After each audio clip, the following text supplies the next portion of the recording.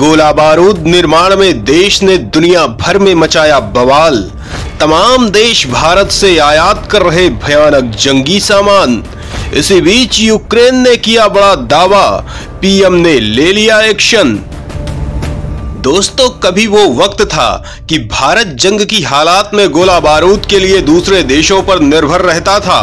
PM Modi ने सत्ता संभालते ही ये डिसीजन लिया था कि देश हथियारों के मामले में अपनी आत्मनिर्भरता बढ़ाए, अपनी जरूरत के हथियार खुद ही बनाए।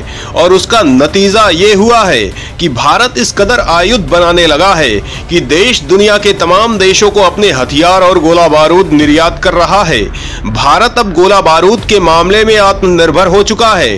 देश इतनी मात्रा में गोला बारूद बनाने लगा है कि उसे अब दूसरे देश से आयात करने की जरूरत नहीं पड़ती है। वहीं वो दुनिया भर को इसकी सप्लाई कर रहा है। दोस्तों, सेना को 175 तरह के गोला बारूद की आवश्यकता होती है।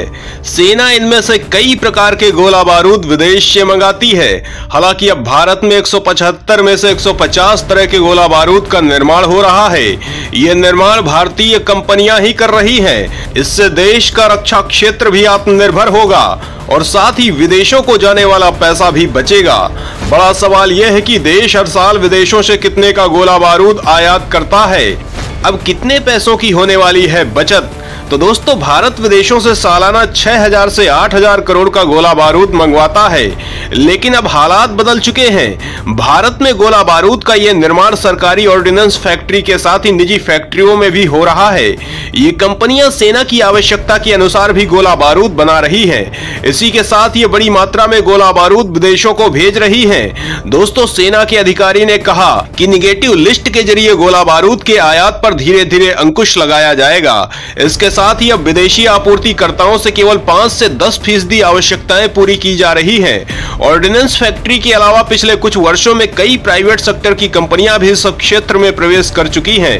इनके जरिए देश के विभिन्न हिस्सों में नए गोला बारूद के प्लांट आ रहे हैं। वहीं सेना का मानना है कि आगामी क्षमता को देखते हुए भारतीय कंपनियां अंतर्राष्ट्रीय बाजार में एक मेजर प्लेयर बन सकती हैं। जहां तक दुनिया की डिमांड का सवाल है, $30 बिलियन से अधिक का बाजार उपलब्ध है। वर्तमान में भारतीय स्रोतों से 1% भी नहीं आ रहा है। हमारे पास अगले 4-5 सालों में ये 5 से 10% और शायद भविष्य में 25 से 30% तक आने की क्षमता है। तो दोस्तों, यह रक्षा मामले में देश की मजबूती का बहुत बड़ा अचीवमेंट है। छोटी छोटी चीजों के लिए विदेशों पर निर्भरता देश की छवि और देश की सुरक्षा के लिए बेहद कमजोर पक्ष था, जिसे वक्त रहते पीएम मोदी के कदमों से संभाला जा रहा है। भारत रक्षा की हर तरह की जरूरतों का उत्पादन खुद कर रहा है। इतना ही नहीं, देश अब ऐसे तकनीकों पर काम कर रहा है जिससे रक्षा ताकत में भारत दुनिया में सबसे आगे हो जाए। मिसाइल तकनीकों में देश के वैज्ञानिकों ने बेहद मजबूती से काम किया है। टैंक, तोप, हेलीकॉप्टर से लेकर फाइटर जेट के मामले में देश आत्मनिर्भर हो चुका है। एयरक्राफ्ट कैरियर बनाकर देश ने दुनिया को अपना दम दिखाया है। यही वजह है कि देश की सीमा पर गुर्रा रहे दुश्मन आगे बढ़ने की जरूरत नहीं कर पा रहे हैं, क्योंकि हर तरह से तैयार देश किसी भी चालाकी को रोकने में पूरी तरह से सक्षम है। इसी बीच रूस के दुश्मन यूक्रेन ने कुछ ऐसा दावा किया है कि उसके बाद से भारत एक्शन में आ गया है। सवाल उठता है कि आखिर यूक्रेन ने क्या दावा किया है, इसे लेकर क्यों गंभीर हो गई है सरकार, किस तरह का लिया है एक्शन। तो दोस्तों, इस बारे में जानने के लिए वीडियो को आखिरी तक देखिए। दोस्त, रूस के दुश्मन ने अचानक सोशल मीडिया पर किया बड़ा दावा। नई दिल्ली में मचा हड़कंप, सरकार ने कंपनियों पर कड़े किए नियम। तुर्की, चीन और पाकिस्तान के खिलाफ लगाए प्रतिबंध, पसरा सन्नाटा।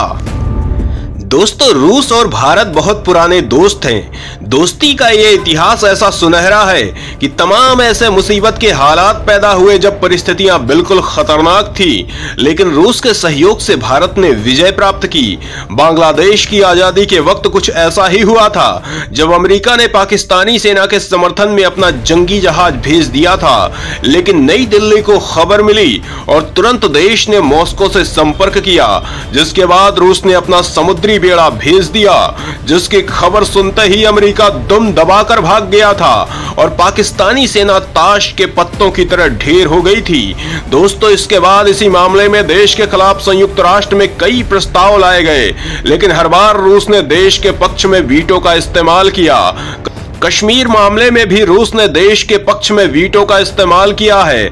आज वो हालात है कि रूस जंग में फंसा हुआ है। ऐसी हालात में भारत ने अमेरिका और पश्चिम की तमाम अपील को ठुकराते हुए रूस से भयंकर आयात जारी रखा है। इतना ही नहीं, बल्कि अपना व्यापार बढ़ा लिया है, जिसकी रूस ने दिल खोल कर तारीफ की है। लेकिन यूक्रेन ने इस बीच कुछ ऐसा किया है कि इससे नई दिल्ली में हड़कंप मच गया है और तुरंत ही कड़े नियम बना दिए गए हैं। दोस्तों, सोशल मीडिया अकाउंट यूक्रेनी फ्रंट ने तस्वीरें पोस्ट करते हुए कैप्शन दिया था कि यूक्रेन के पास भारतीय प्रोडक्शन 125 mm उच्च विस्फोटक गोले की पहली दर्ज उपस्थिति। हालांकि भारत ने इन दावों का खंडन किया और विदेश मंत्रालय के प्रवक्ता रणधीर जायसवाल ने स्पष्ट किया कि नई दिल्ली ने यूक्रेन को न तो कोई तोपखाना भेजा है और न ही निर्यात किया है।